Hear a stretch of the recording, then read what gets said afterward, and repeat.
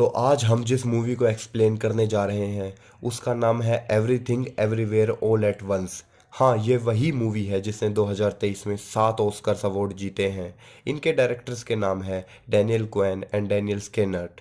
तो movie start होती है और हमें हमारी मेन कैरेक्टर एवलिन दिखाई जाती है, जो कि अपने पति वेमेंट के साथ लॉन्ड्री चलाती है। लेकिन कुछ वक्त से उनका काम ठीक से नहीं चलने के कारण उसकी लॉन्ड्री को टैक्स डिपार्टमेंट एग्जीक्यूटिव ऑडिट कर रहे थे, जिसके लिए एवलिन को कई सारे कागजी काम करने होते हैं। और कुछ समय से एवलिन और वेमेंट के बीच भी कुछ ठीक नहीं चल रहा था, जिसके कारण वेमेंट एवलिन को तलाक देना चाहता था और इस बारे में एवलिन से बात भी करना चाहता था। लेकिन एवलिन काम में इतनी बिजी थी कि वो वेमेंट की बात ही नहीं सुनती है। तभी एवलिन की बेटी जॉय उससे मिलने लॉन्ड्री में आती है। जॉय असल में एक लेस्बियन है, जो कि बेकी नाम की एक लड़की से प्यार करती है। पर एवलिन को ये बिल्कुल पसंद नहीं था, क्योंकि वो सोचती थी कि अगर जॉय और बेकी के बारे में एवलिन के पिता गोंगोंग को पता लग गया तो गोंगोंग की नज़र में एवलिन गिर जाएगी। असल में उस दिन गोंगोंग का जन्मदिन था, इसलिए जॉय उससे मिलने आई थी। पर तभी एवलिन को ऑडिट के काम से टैक्स डिपार्टमेंट जाना पड़ता है, जिसके बाद एवलिन, वेमेंट और गोंगोंग तीनों टैक्स डिपार्टमेंट जाते हैं। और जब वो तीनों लिफ्ट में होते हैं तभी वेमेंट के शरीर में अंदर कोई और आ जाता है। असल में वो होता तो वेमेंट ही है, पर किसी और दुनिया का। वेमेंट लिफ्ट के कैमरे को ढककर एवलिन के कान में एक डिवाइस लगाता है और उसे बताता है कि तुम्हारी जान खतरे में है, जिसके बाद एवलिन बहुत ही ज़्यादा कंफ्यूज हो जाती है। और तभी अचानक से कान में लगे डिवाइस के कारण एवलिन को अब तक की उसकी पूरी जिंदगी सामने दिखने लगती है। उसके पैदा होने से लेकर उसका वेमेंट से मिलना, उसके पिता का उससे गुस्सा हो जाना क्योंकि उसने वेमेंट से शादी कर ली थी, फिर जॉय का पैदा होना, बड़ा होना और फिर जॉय से झगड़ा होना, यानी सब कुछ। जैसे ही एवलिन ये सब कुछ देखती है, वेमेंट उसे एक कागज पकड़ाता है जिसमें कुछ चीज़ें लिखी होती है और साथ ही वो उसे कहता है कि इस बारे में वो उससे भी कुछ ना पूछे, क्योंकि थोड़ी देर बाद वो दूसरी दुनिया में जा चुका होगा। और बस इतना कहकर ही वेमेंट दोबारा से नॉर्मल हो जाता है। इसके बाद वो तीनों इनकम टैक्स ऑफिसर के पास जाते हैं, जहां एवलिन का ध्यान उस ऑफिसर की बातों पर होता ही नहीं है, बल्कि वो तो असल में वेमेंट के दिए हुए उस कागज में लिखी हुई वो चीज़ें पढ़ रही थी। उस कागज में अजीब सी चीज़ें लिखी हुई थी, जैसे जूते उल्टे पहनो और फिर सोचो कि तुम एक दूसरे रूम में हो, और इतना सोचकर कान में लगे डिवाइस का ग्रीन बटन दबा दो।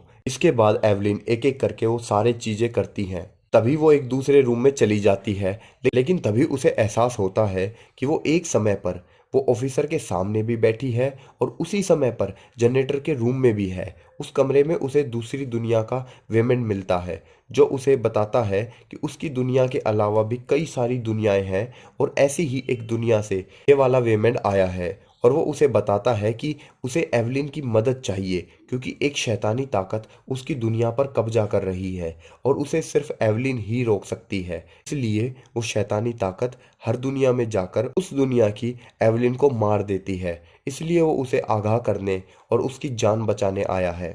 तभी वहां अचानक से वो टैक्स ऑफिसर आकर वेमेंट को मार देती है, जिसके बाद वो एवलिन पर भी हमला कर देती है। लेकिन तभी एकदम से एवलिन अपनी असली दुनिया में वापस आ जाती है, जहां वो ऑफिसर एवलिन को सारे कागज पेश करने का एक आखिरी मौका देती है और उनको वहां से जाने को कहती है। जैसे ही एवलिन वहां से जाने लगती है तो उस ऑफिसर को अपने पीछे आता देखकर एवलिन को लगता है कि वो उसे मारने आ रही है, इसलिए वो उस ऑफिसर को एक मुक्का मार देती है।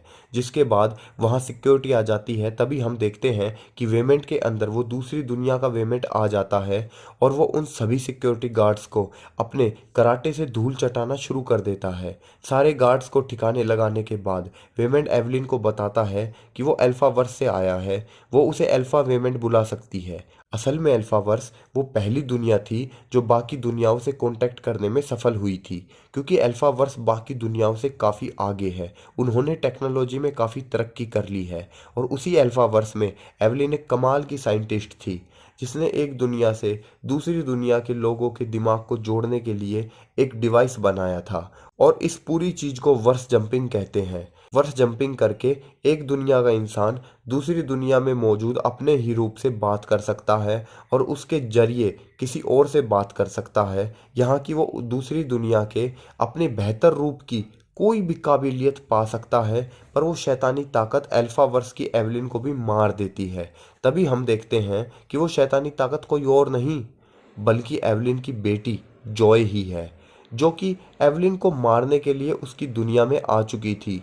वहीं दूसरी ओर अल्फा वेमेंट एवलिन को वर्स जंप करना सिखाता है। वो उसे बताता है कि जॉय अल्फा एवलिन की भी बेटी थी, लेकिन उसने जॉय पर किसी तरह का एक्सपेरिमेंट किया था, लेकिन वो एक्सपेरिमेंट जॉय पर उल्टा पड़ गया, जिसके बाद वो एक बुरी ताकत बन गई जिसने अपनी ही माँ अल्फा एवलिन को भी मार दिया। साथ ही वो एवलिन को ये भी बताता है कि उस बुरी ताकत का नाम जोबू टुपाकी है और वो कुछ ऐसा बना रही है जो कि बहुत ही ज़्यादा खतरनाक है, जिससे अरबों दुनियाओं की व्यवस्था बिगड़ सकती है। इसीलिए उसको रोकने के लिए वेमेंट को एवलिन की ज़रूरत थी, लेकिन उसको रोकने के लिए एवलिन को अपनी शक्तियों के बारे में जानना होगा। तभी अल्फा वेमेंट और एवलिन दोनों गार्ड से बचने के लिए एक कमरे में घुसते हैं, पर वो देखते हैं कि वो टैक्स ऑफिसर वहीं पर है। जिसके बाद वो टैक्स ऑफिसर वर्स जंप करके अपने ही एक खतरनाक रूप में बदल जाती है और उन दोनों को ख़त्म करने के लिए उसके पीछे पड़ जाती है। तभी अल्फा वेमेंट वर्स जंप करने के लिए डिवाइस का हरा बटन दबाने ही जा रहा होता है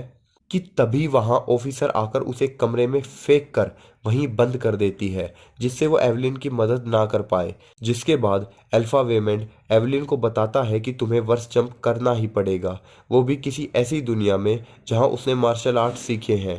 पर एवलिन बहुत कोशिशों के बाद भी ऐसा नहीं कर पाती और तभी अल्फा वेमेंट वहां से चला जाता है, ये कहते हुए कि शायद उसने एवलिन को पहचानने में गलती कर दी, वो सही एवलिन नहीं है। और जैसे ही अल्फा वेमेंट वहां से जाता है, इस दुनिया का असली वेमेंट होश में आ जाता है और कई सारे सवाल करने लगता है और एवलिन उसे वहां से लेकर भाग जाती है। तभी वहां वो ऑफिसर फिर से आ जाती है, वो एवलिन को मारने जा ही रही होती है कि तभी एवलिन एक आखिरी बार वर्स जंप करने की कोशिश करती है और इस बार वो वर्स जंप करने में सफल हो जाती है और ऐसी एवलिन बन जाती है जिसे मार्शल आर्ट्स आते हैं। एवलिन अपनी शक्तियों का इस्तेमाल करके उस ऑफिसर को बेहोश कर देती है और तभी वहां अल्फा वेमेंट वापस आ जाता है। लेकिन इतना सब कुछ देखकर अब तक एवलिन काफ़ी परेशान हो चुकी है और वो अल्फा वेमेंट से सब कुछ उससे समझाने को कहती है। अल्फा वेमेंट उसे बताता है कि अल्फा वर्स में वो कई सारे नए बच्चों को वर्स जंपिंग करना सिखाते थे, पर एक दिन अल्फा एवलिन को एक ऐसी लड़की मिली जिसके पास बाकियों से काफ़ी ज़्यादा ताकतवर दिमाग था।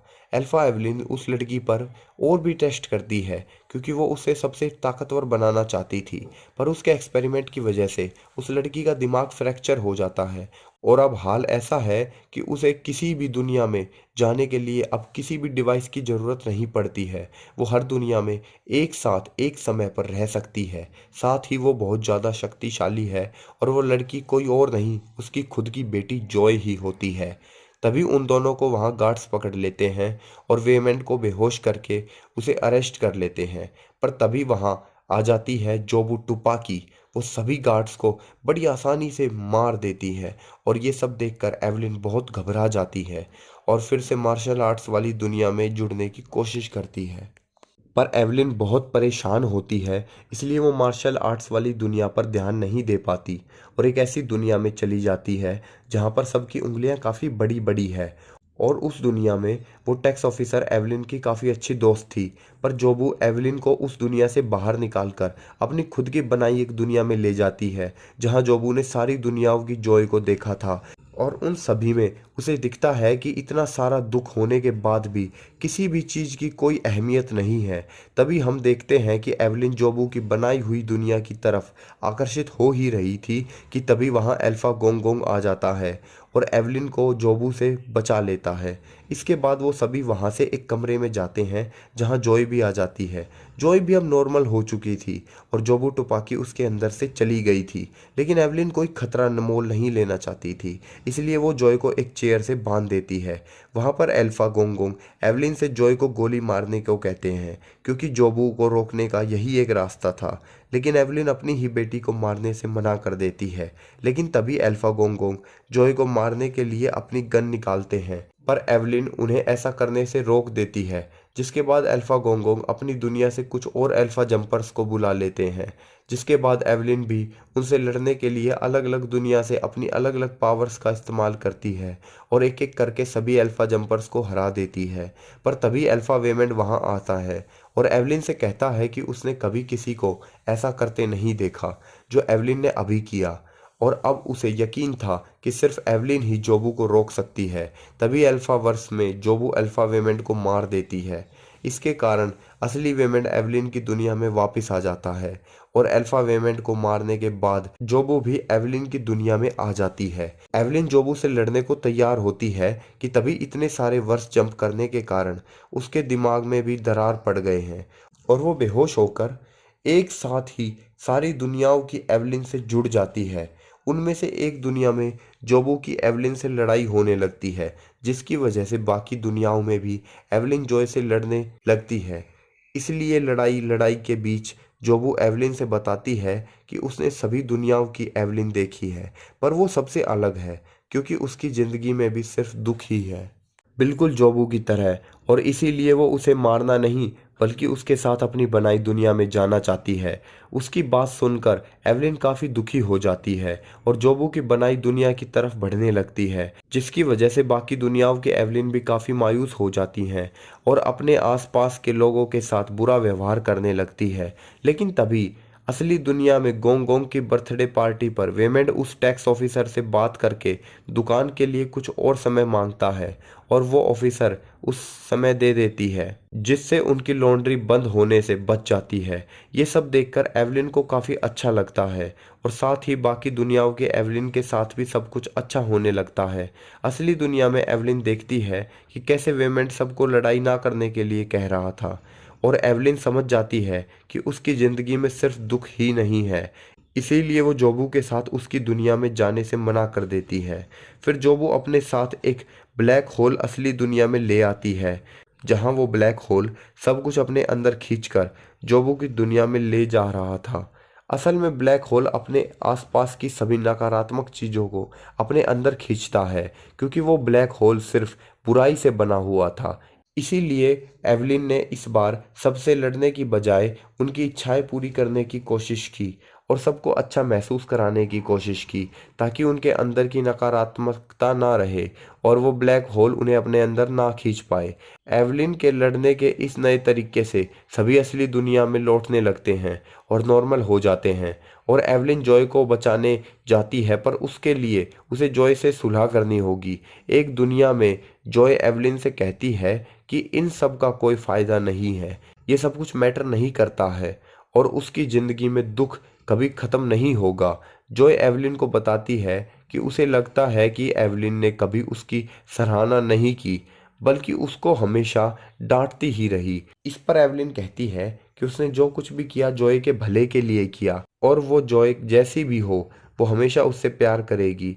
और फिर एवलिन जॉय को गले लगा लेती है, जिसके कारण असली दुनिया में जॉय के अंदर से वो बुरी ताकत निकलकर उस ब्लैक होल में चली जाती है और बाहर रह जाती है तो सिर्फ जॉय। और इसी के साथ होता है दी एंड। तो दोस्तों, कैसी लगी ये कहानी? हाँ, काफ़ी अतरंगी और नई और कुछ अलग हटके थी।